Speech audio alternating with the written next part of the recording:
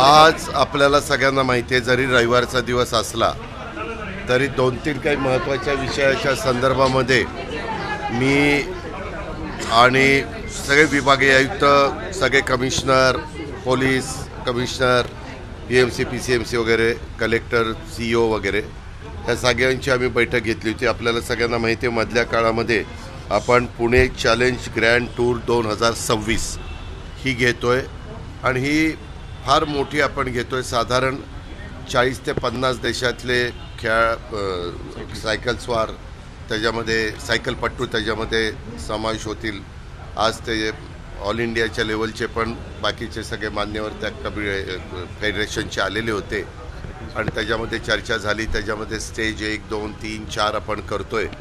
साधारण शनिवार, रविवार, सोमवार, मंगळवार हे जानेवारीतले दिवस आपण निवडण्याचा प्रयत्न करतोय. त्याच्याबद्दलचा फायनलचा अंतिम अधिकार हा त्या फेडरेशनचा आहे, ते त्याबद्दलचं सांगतील. परंतु आम्ही त्यांना विनंती केली की शनिवार, रविवार पुणे आणि पिंपरी चिंचवडचा जो एरिया आपण घेतला तो घ्या. नंतर एक एरिया पवना आणि त्या बाकीचा आहे तो एक घ्यायचा आहे. तिसरा एक आपला सासवड ते बारामती आहे.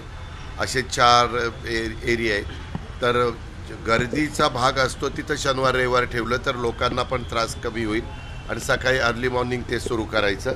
अशा वेगवेगळ्या मग पोलिसांची जबाबदारी काय, किती लोकांची सोय करावी लागेल, काय काय करावं लागेल, ह्या सगळ्याची साधक बाधक चर्चा बराच वेळ, जवळपास 1.5 तास आम्ही सगळ्यांनी केली आणि त्याच्यात कुठंही कमी पडायचं नाही. रस्ते कुठले रूट आहेत, ते रस्त्यामध्ये काही पिंपरी चिंचवडच्या मालकीचे, पुणे शहराच्या मालकीचे आणि PWDच्या मालकीचे आणि PMRDच्या ह्या 4 जणांचा संबंध ह्याच्याशी येतो. तर त्या चौघांनी कुठली कुठली जबाबदारी पार पाडायची आहे. अशा दर 15 दिवसाला ह्याच्याबद्दल एकत्र बसलं जाणार.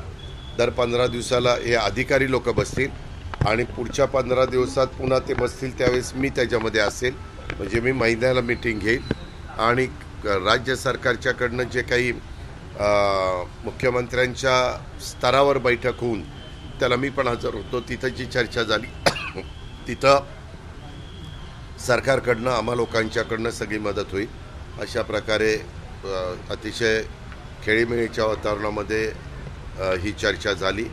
स्पोर्ट्स विभागाचे पण सगळे अधिकारी होते. जे विभाग हे त्या रूट कुठले आहेत त्याची पण त्यांनी आधीच पाहणी केलेली होती आणि त्याबद्दल त्यांनी समाधान व्यक्त केलं. आपण देश पातळीवर म्हणजे ही जगापर्यंत पोचावी, ह्याच्यातनं आपलं इथलं टुरिझम पण वाढावं, म्हणजे पर्यटन वाढावं, हा आपल्याला त्याच्या पाठीमागचा दृष्टिकोन आहे. आणि एक अलीकडे तुम्हाला माहिती आहे की जगात सगळीकडंच हे प्रदूषण मोठ्या प्रमाणावर होतो आहे, तर सायकलवर प्रवास करणाऱ्यांची संख्या वाढती आहे वगैरे वगैरे, या सगळ्या गोष्टीची चर्चा झाली. दुसरं तुम्हाला माहिती आहे, गेल्या रविवारी मी अधिकाऱ्यांना घेऊन हिंजवडीला गेलेलो होतो आणि तिथं काही स्पॉट आम्ही बघितले. तुमच्यातले पण काही सहकारी मित्र त्याच्यामध्ये समावेश झालेले होते. त्याच्याबद्दल आज आठवडा झाला. तर काय काय झालं त्याच्याबद्दलची जबाबदारी आपण म्हसेंच्यावर टाकलेली होती, आपण कलेक्टरवर टाकलेली होती, आपण MIDCवर टाकलेली होती, आपण PWDवर टाकलेली होती. कासारसाईवरून जो काही कॅनॉल निघतो त्या कॅनॉलवर रस्ता करायचा त्याची जलसंपदा विभागावर टाकलेली होती आणि PMC PCMC कमिशनर. तर त्याचा आम्ही आढावा घेतला. त्याच्यात बऱ्यापैकी काम सुरू झालेलं आहे.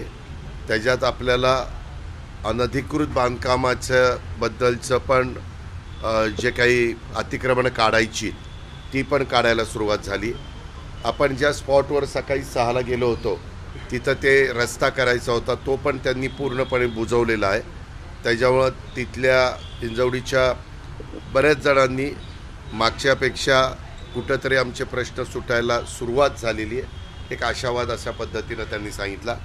टंडन म्हणून एक जण आहे, त्यांना तिथं सर्वे करायला सांगितलं. वरच्या भागातनं पाऊस कुठनं कसा येतो आणि किती पाणी त्या ओढ्यात होतं, कुठले ओढे अडवले गेलेले आहेत, कुठले ओढे बुजवले गेलेले आहेत, कुठल्या ओढ्यावर बिल्डिंग केलेली आहे, त्याला सगळ्यांना स्टॉप वर्क केलेलं आहे. आम्ही ते बिल्डिंग पण पाडणार आहे. जिथं फारच मोठ्या बिल्डिंग असतील तिथं दुसरा काय पर्याय होऊ शकतो तो जलसंपदा विभागाला पण बघायला सांगितलं, MKVDCला.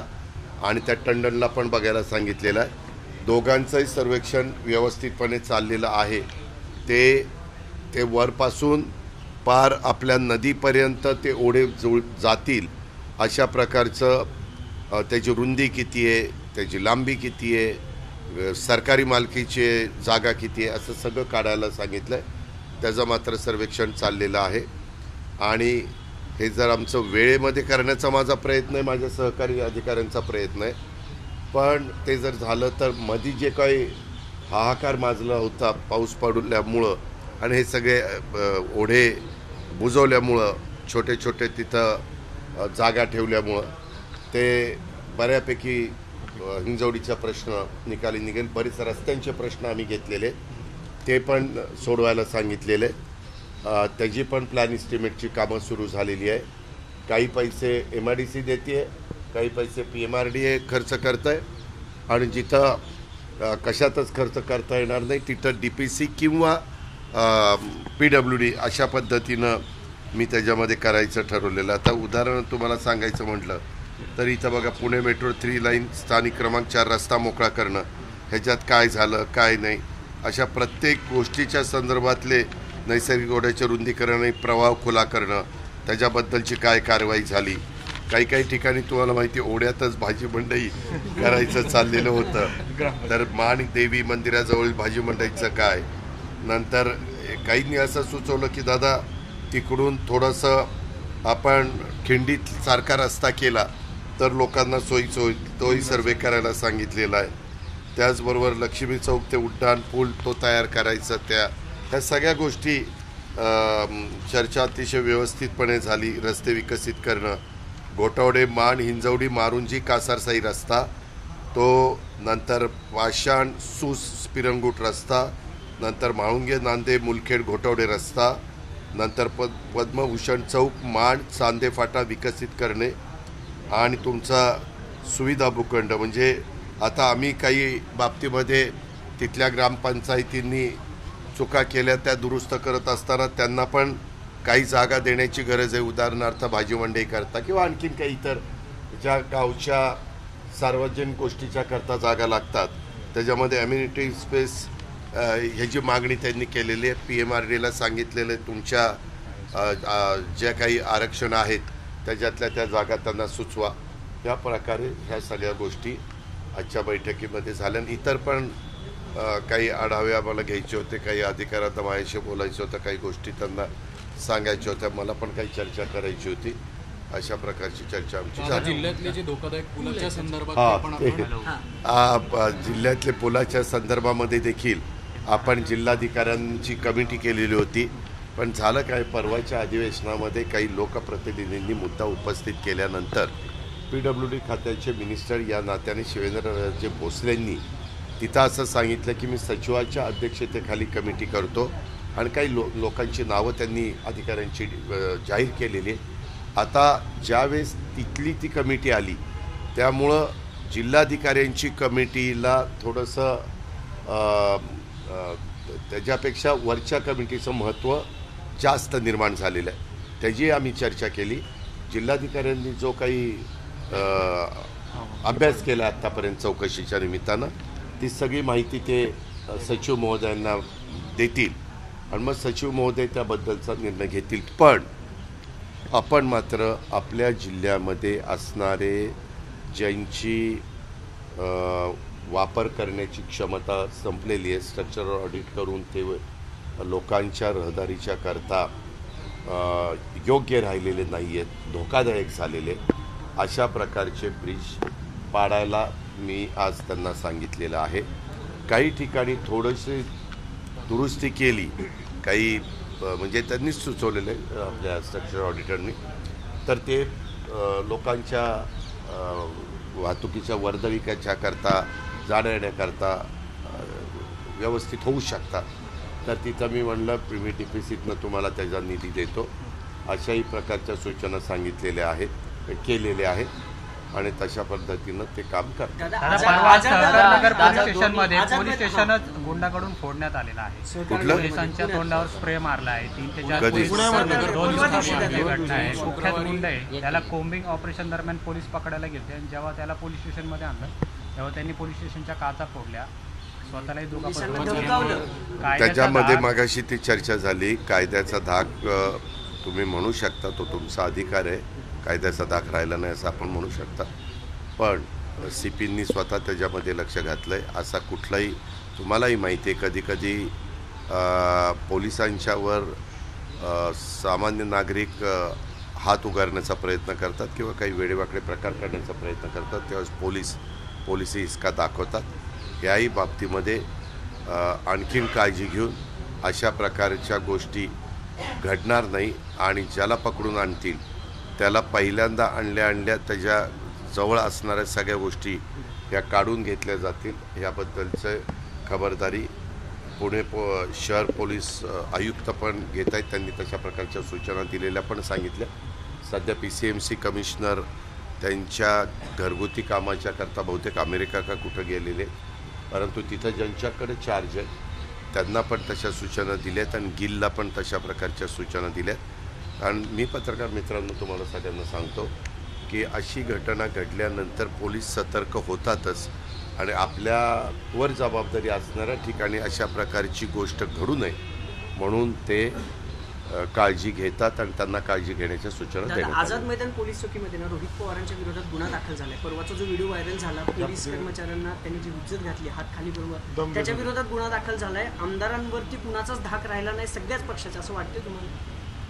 आमदारांवरती का म्हणजे आमदारांवरती धाक राहिला नाही का, कंट्रोल राहिला नाही का? कारण जे विधानसभेत झालं त्यानंतर रोहित पवारांवरची आमदारांनी ज्या पद्धतीने वागायला पाहिजे ती जबाबदारी विसरलेत का? मी त्याच्याशी बोलून विचारतो की तू काही विसरला का, आणि तो विचारला असेल तर तसं सांग. अरे बाबा, मला ह्याच्यामधलं काही माहिती नाही. मी खोटं नाही सांगत. परवाची प्रेस झाली माझी मुख्यमंत्र्यांची आणि आमच्या 2 उपमुख्यमंत्र्यांची, ती झाल्यावर मी रातोरात तिथनं निघालो आणि डायरेक्ट मी बारामतीला गेलो. काल मी दिवसभर बारामतीला होतो. आजची ही मीटिंग आम्हाला घेणं क्रमप्राप्त होतं.